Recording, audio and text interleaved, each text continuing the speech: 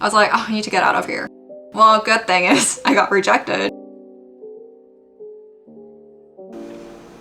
Hello everyone, welcome back to my, I think 4th or 5th Q&A session on Middlebury College. I have received a few of more comments that I would like to address. Also, I just want to let you guys or remind you guys that if you haven't subscribed to my channel already, please do so, because your subscription to my channel further proves that there is worth in creating more content like this.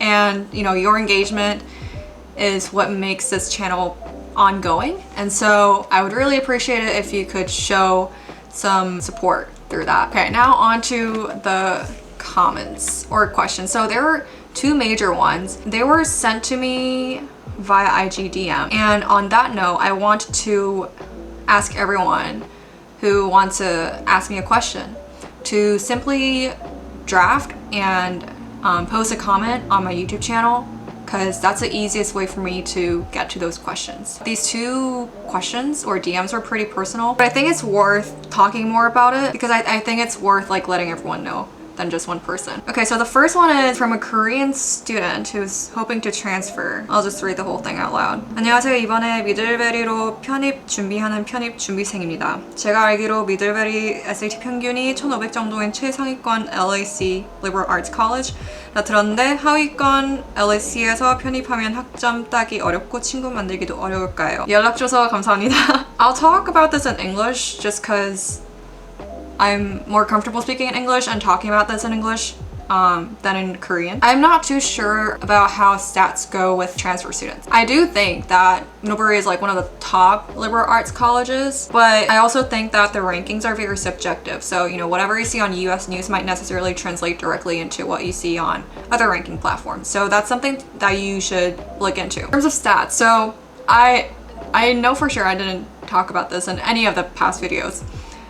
Because I don't think stats is the only thing that matters in terms of whether you get admitted or not. So just take this with a grain of salt. So I took ACT. I had tried for the longest time to do SAT, but turns out SAT was just not my thing. It really is true that some people do better on SAT and other people do better on ACT. TLDR, I got a 35 on ACT. If I were to break it down to like 4 different subsections, I think for sure I got a 36 on reading, and that was a big shock because I know for sure that reading was the least favorite section. I got a 34 on math, which was a disappointment because I was so confident in that section. I got a 34 on science. No wait, I think I got a 35 on math, yeah. And I got a 34 in science, and then what else was writing? I think I got a 34. So it's like the very edge of getting a 35. Did you ask me for a GPA? Okay, no, you didn't ask me for a GPA, thank goodness, because my GPA was pretty whack. I can talk about that more in my next video if anyone's interested in that. Not everyone with that highest score gets into the schools that they apply to. It really comes down to, I think, personal experiences and how well you kind of tell your stories to your admission counselors. Not just that, but also how well they think you would fit into the schools that they apply to. Like for example, I applied to Ivy school for ED, and to be honest, I didn't know much about the school. I just did it because I was like, why not? I should have known better about what ED really meant, because ED is like, once you get admitted, you cannot revoke your application at all. You have to go. Well, good thing is I got rejected. In retrospect, I'm glad that I didn't get admitted, because I know now that I would not have been able to enjoy my school life at that school. And maybe it's because I really enjoy my time at Middlebury, or maybe it's because I didn't want to risk my college years at a school where I wasn't super sure of. And so on that note, I'm glad that I was able to apply to other schools for my RD. If you're thinking about ACT score of 1500, I think that's pretty okay. I mean, I know people who didn't get like a high score, so you don't have to be so hung up on the scores. But if you think that the score is kind of getting out of your way, you could focus on your personal essays and try to make them stand out more than your GPA or the scores that to you may be a bit concerning. So this goes back to like the rankings, like 하위권 LAC. I don't know like with the 하위권 LACs, like I don't know how you would determine which LACs to be 하위권 or 상위권. Like high or low tiers. So I can't really say much about that. I also can't say much about this whole opinion on whether it's hard to get good grades or hard to make friends if you go to a low tier LAC. First of all, because I don't know the definition of high econ LACs, and second of all, I haven't gone to those schools. So I hope that was pretty helpful. Not too sure. And the next one was, this is a really good question. So you're supposed to graduate this coming spring, like 2023. You have all the requirements and credits by the end of fall. Given a timeline of COVID, I would guess that factored into your graduation decision. I'm somewhat conflicted as I haven't had a normal year at Middlebury, but financially it seems hard to completely justify another semester based on that alone. I guess I'm most curious if you think your decision to graduate early would have stayed consistent if COVID was not happening. That's a really good question. Okay, so if you're class of 2023, you must have started your college, oh yeah, in the fall of 2019. Honestly, freshman year, first semester is it's like the highlight of your college years. I'm glad you took that. I don't know how you think of your first semester in college, but I'm glad that it was in person. I'm sorry that you couldn't continue having that in-person experience the remaining semesters of your college. For me too, financial circumstances of my family played a very big role in my making a decision to graduate early. But it wasn't the only decision. To be very transparent, I had been thinking of graduating early since my sophomore year. That's when I hit my lows and I realized that the geography of Middlebury just was not it for me. Like, I wanted to be in a city, I wanted to be in a more crowded area. And that is why I studied abroad in Stockholm, and that is why I enjoyed my time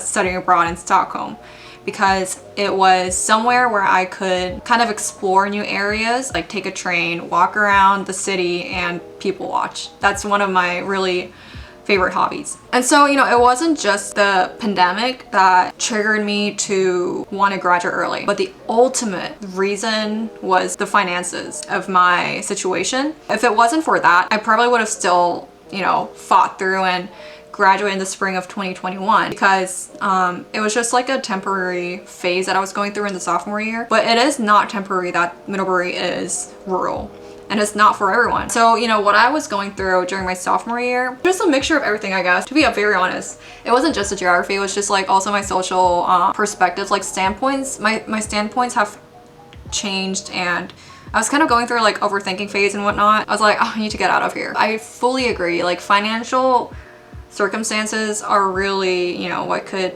make or break a decision. If you think that outweighs your other opinions on, let's say, social or academic realms, then totally go for it. I also had everything set by the end of fall because I took like a summer course. I also had some AP credits. One thing that I would want to tell you as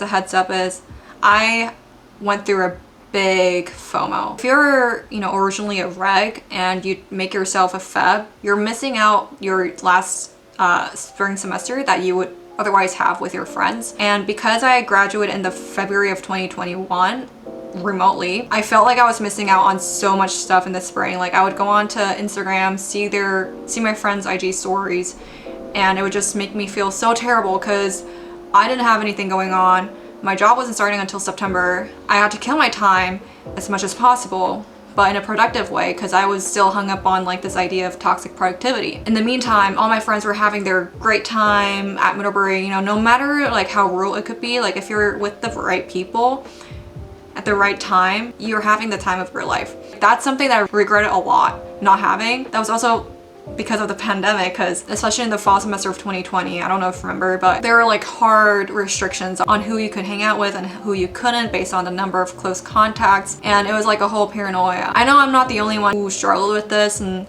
I'm pretty sure some of you would resonate with me as well on this note. That's all to say, if you know you're resilient enough to overcome that FOMO, then I don't see a reason to stop you from making your decision to graduate early. For me, like, despite all that FOMO, I gave myself that time to develop and learn a lot about myself. That was the pinnacle of my— Bro, the camera stopped filming again. I have to like talk about whatever I shared. Like there's a lot to talk about, like your college friendship. Some people say that you can always meet your college friends again after graduation. That's not as easy as you think. It's easier said than done, basically, because after graduation, you're gonna live in different cities, you're gonna be in different places, literally in different stages of life, despite the same age, despite the same background of having gone to Middlebury or just same school in general. One thing that I like to tell myself is if physical proximity is what makes or breaks your friendships, and that's probably a red flag already. But if you know that your friendships are gonna still stick around and be as strong as they were back in college, then you absolutely have no reason to feel FOMO. Obviously on that end, you will lose friends, but at the same time, you will strengthen your friendships that were meant to last long, like after graduation. Despite all the FOMO that I had, especially in that spring semester, I don't regret graduating early because I know like I had 3 main reasons that I wanted to graduate early, or I considered early graduation to be the necessary action to take. I would actually recommend that you don't focus on the quantity of the reasons that you should graduate early.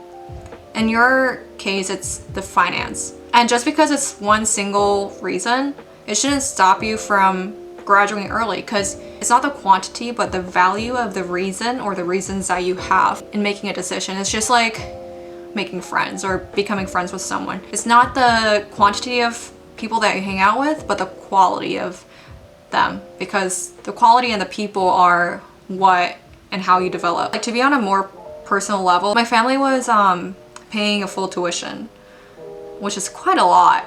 And it continues to increase, which is crazy. I knew that spring graduation would do more harm than anything to my family and in turn myself, because if I see that it's negatively affecting my family, that guilt will carry onto me the rest of my life. It would be a selfish decision for me to graduate in the spring when I knew that early graduation would help my family immensely. It's not just like what this early graduation or just, you know, regular graduation will do to you, but also how that's gonna affect the people who've been there for you the whole journey. You have to think about this from multiple perspectives, which I think you're doing, and that's great. Also, just wanna reassure you that you have some time until I think August, so don't feel like you're in a rush. As I said before, I had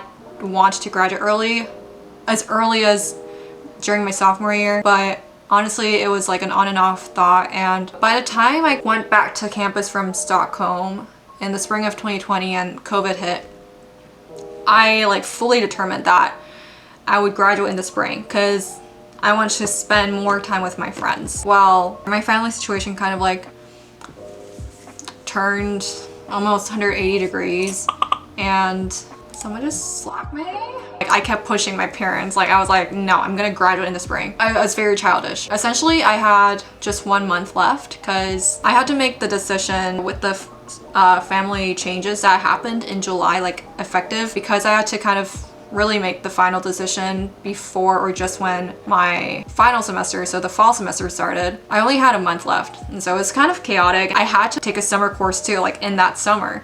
So it's just a lot on my plate, which is all to say, I'm glad that you've already accumulated all the credits that you need and you're all set to go. Like, I'm happy for you. And if there's anyone else thinking of this, I would highly recommend like listing out all your reasons and your pros and cons before it's too late. If you enjoyed my explanation and details, feel free to like this video, subscribe to my channel, and comment anything that kind of came up to your mind, you know, any questions or feedback on anything that I just shared with you. And I will see you guys in the next video. Bye bye.